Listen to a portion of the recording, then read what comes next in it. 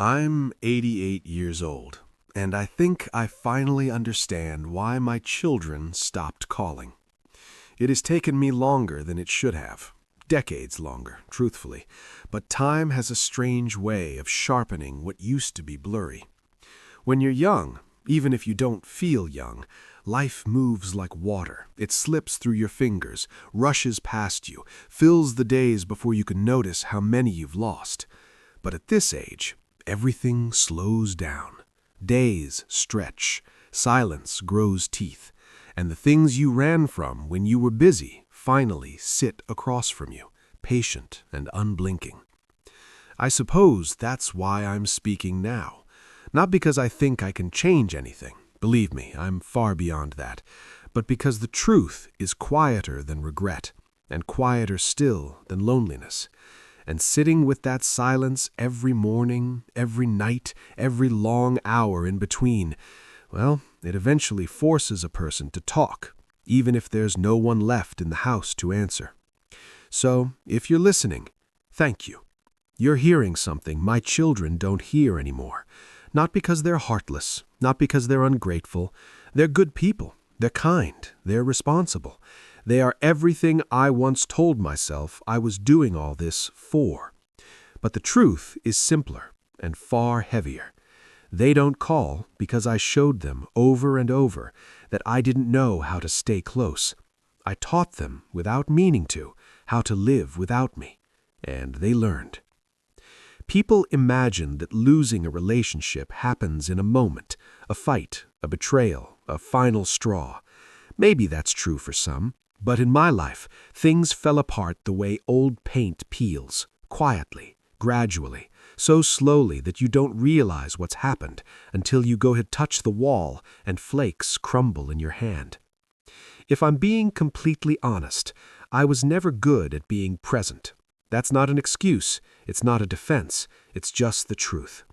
Even as a young man, I lived inside my head more than in my home. I thought too much about the future, and not nearly enough about the day unfolding in front of me. And when my children were little, 3 of them, each with their own soft voices and bright eyes, I told myself the most important thing I could give them was safety, stability, a home with the lights always on. So I worked. God, did I work. I got up before sunrise, brewed coffee strong enough to keep my heart steady for 12-hour days, and I left long before any of them woke up.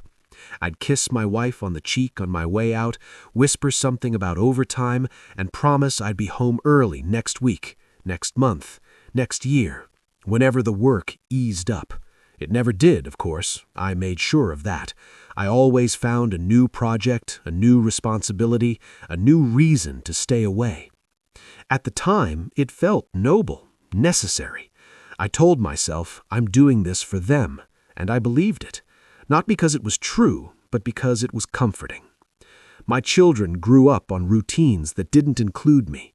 My wife filled the gaps I left behind, and for a while, everyone seemed fine. Kids adapt, families adjust, and because no one complained, not yet, I didn't see the distance forming, or maybe I didn't want to see it. The trouble with hindsight is that it grants clarity too late. There's one memory that keeps replaying in my mind these days. I was 36 or 37. My oldest daughter, bright girl, quiet like her mother, had a school performance. She'd been practicing for weeks.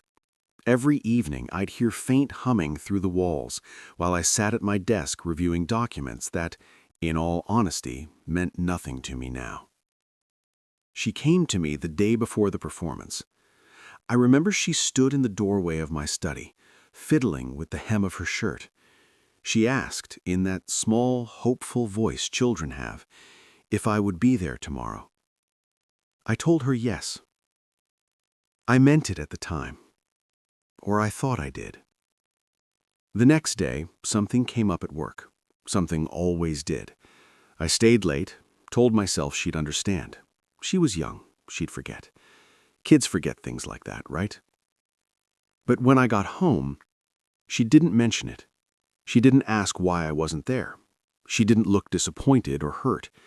She simply acted as though she never expected me in the first place.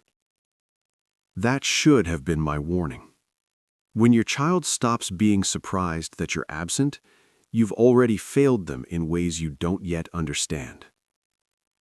There were birthdays missed, school plays ignored, late-night conversations I brushed off because I was too tired. Small gestures, things that seemed insignificant in the moment, that slowly taught them not to rely on me, not to reach for me, not to call for me. And all of this happened so quietly that I convinced myself I was doing fine. By my 40s, I thought I had everything figured out. I was respected at work, people relied on me, I felt important. That feeling, being needed outside my home, became addictive. The praise I got from coworkers filled a space inside me that I didn't even realize was empty. It was easier to be admired by strangers than to be present with the people who actually loved me. My children were teenagers at that point. And teenagers, well, they keep to themselves. That's what everyone told me. So I let myself believe that the silence between us was normal, that the distance was just a phase. Meanwhile, I made no effort to bridge it. In fact, I dug myself deeper into routines that kept me apart from them. And they learned to live their lives without involving me. I'd ask them vague questions at the dinner table. How was school? Everything okay? But I didn't really listen to the answers.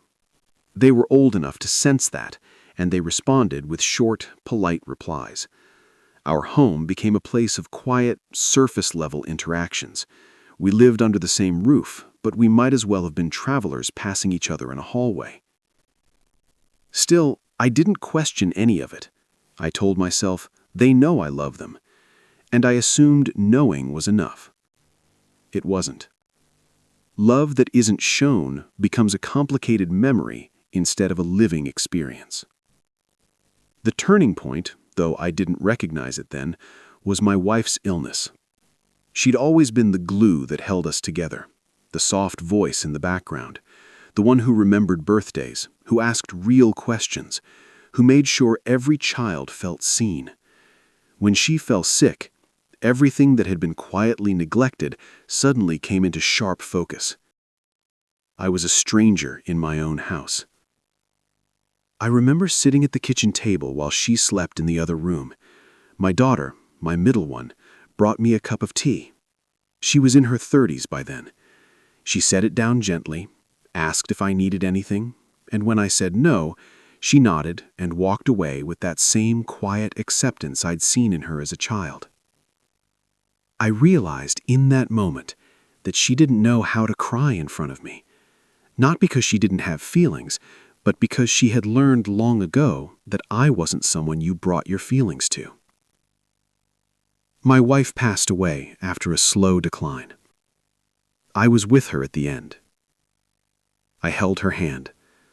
I apologized, not out loud for every specific thing, but in my heart for all the ways I had leaned on her to raise our family alone. And when she was gone, there was no one left to bridge the distance between me and my children. I still remember the first night I slept alone in the house after the funeral. The silence felt like it had weight. I sat at the edge of the bed and suddenly realized I didn't know how to talk to my own kids without her there to smooth the way. They tried for a while. They called every few days, checked on me, asked if I was eating, if I needed help. But grief didn't make me more open, it made me retreat into myself even more. And they, now adults with their own lives and families and responsibilities, slowly stopped trying so hard. Not because they didn't care, but because every attempt to connect with me was met with a polite distance I'd spent years perfecting. When a person feels unneeded long enough, they eventually step back. At 88, I've had long days, too many hours to think about everything. I've replayed small moments that seemed harmless at the time, moments where I had a choice and didn't realize the weight of it. Like the afternoon my son stood beside me in the garage, 14 years old, holding a wrench he didn't know how to use. I was fixing something, I don't even remember what, and he asked if he could help. I told him, "Not now, I'm almost done." He set the wrench down, nodded, and left. Or the morning my youngest came running to me with a story she was excited about. I was reading the newspaper. I held up a finger to signal, "Wait." She stood there for almost a minute, then walked away before I ever looked up. All those tiny choices, all those small silences, they built the distance far more effectively than any single argument or mistake could have. I know that now. I didn't know then. People say you don't appreciate things until they're gone. I think that's only half true. You appreciate things when you no longer have the chance to repair them, and some chances never come back. The calls from my children didn't stop abruptly, they just came less often. A week between calls became 2, then 3, then months. I started noticing it when I began counting the days. I'd sit beside the phone, not waiting exactly, but aware of it, aware of how still it was, aware of how much I wanted to hear a familiar voice without knowing how to ask for it. When they did call, they sounded tired, rushed, polite. They were always kind, always respectful, but our conversations felt like check-ins rather than connections. "How are you feeling, Dad? Do you need anything? Okay, I'll call again soon." Soon is a dangerous word. At 88, it stretches into something almost meaningless. Sometimes I'd think about calling them first, but I'd freeze before dialing. What would I say? What part of myself could I offer now that I hadn't given them when it mattered? I didn't want to interrupt their lives. I didn't want to sound needy. And, if I'm being brutally honest, I didn't want to confront the possibility that they wouldn't pick up. So I waited. They waited. And time, always faster than we expect, did the rest. Now I might hear from them on holidays, birthdays, maybe if I've been in the hospital. They care, I know they do, but relationships aren't built on care alone. They're built on presence. And I wasn't present. Not when they needed me. Not when they reached for me. Not when they were learning what love looked like. I taught them distance, and they grew up fluent in it. People my age like to talk about legacy, about how they'll be remembered. I don't have illusions about that anymore. I'm not trying to carve my name into anything. I'm not hoping for some grand gesture at the end. I just want to understand myself before time runs out completely. And I think I do now. My children didn't stop calling because they stopped loving me. They stopped calling because calling me never felt like talking to someone who truly knew them. It felt like checking a box. I was a responsibility, not a comfort. And that's no one's fault but mine. I think the saddest part of growing old isn't losing your strength or your hearing or your memory. It's realizing too late what you should have done differently when you still had the chance to do it.